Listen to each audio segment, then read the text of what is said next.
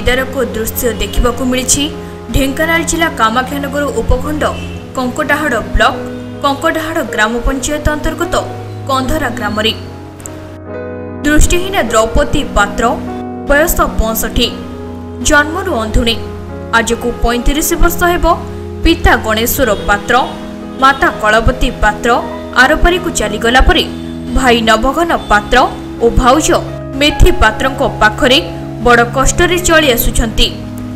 दिने खाइले 2 दिन उपास एभली कष्ट बंचुछंती द्रौपदी।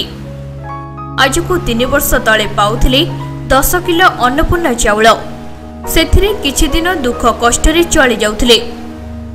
एबे संपूर्ण सरकारी चाउल वंचित।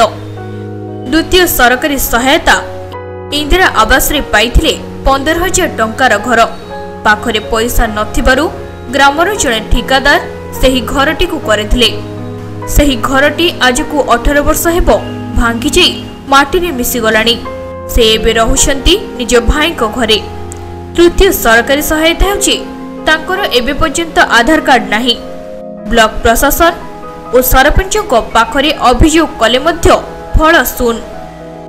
जिला प्रशासन और ब्लॉक प्रशासन टिके ध्यान देबे कि द्रौपदी माउसी को किछि आर्थिक सहायता प्रधानमंत्री आवास योजना 500 भत्ता को 700 टंका को वृद्धि करने सहित अंत्योदय संयोग करने साधारण दाबी होइछि। एबे देखिबाकू बाकी रहिला गणमाध्यम रे प्रचार प्रसार परि द्रौपदी माउसी परिवार पई प्रशासन कोन पदक्षेप नेउछंती। आपन अभियोग कोन 500 टका पाउथिले 700 नहले मते होउनी। आउ 35 किलो चाउल खंडिया मते मिलु आइगा आउ घर खंडिया मिलु कोठी रहिबी।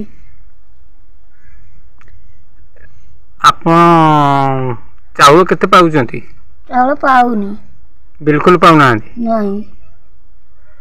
कोन पे पाउना चाउल के जाने कोन पाए सरपंच को दबड़ी दौड़ी रहले देलानी सरपंच करे। सरपंच किए तको ना कोन? तको ना विमल। मोर आधार कार्ड नहीं। तमरो आधार कार्ड बिल्कुल होइनी? नहीं देइतली एटी स्कूल थी जाई के फोटो उठैले तथापि आसिलानी खाली सर्टिफिकेट आसिला आ किछि नहीं।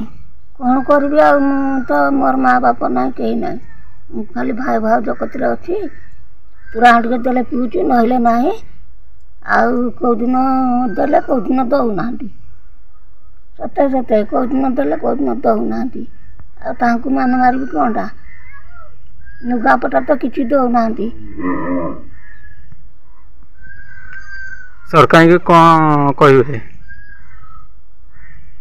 कोन कहबी आ सेतिकी तो हमर जाना चाउल गंडिया देले खाइबी भात पैसा टे देले 500 टका दौरान जे हाथ को हाथ पाऊनी 700 टका देले मोर जथा कथा के हेबो नुगा खंडिया पिंधबी आउ तेल टिके कि कोन टिके माखिबी आउ कोन घर खंडिया देले घर खंडी करे रहिबी आउ कोठु मु घर आनबी मोर तो घर नाही कि द्वार नाही देखुच हेदिन आसिलो जे बरंडारे बइतली आज बरंडारे बइती।